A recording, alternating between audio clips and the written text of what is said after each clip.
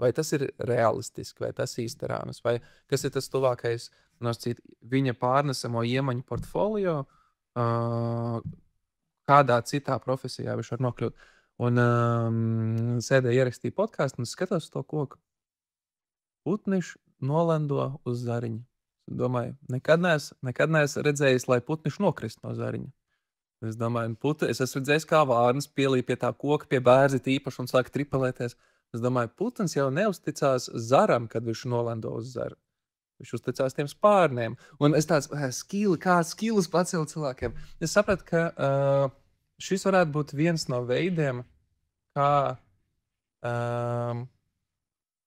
podkāsts viens no veidiem, kā palīdzēt tiem cilvēkiem nebaidīties. No tā, ka pat, ja tu tiks aizvietots un tavu funkcionalitāti, tur kaut kas, tev vienkārši ir jābūt tādā constantly learning, lai tu būtu tas putniņš, kuram spārni strādā vienkārši.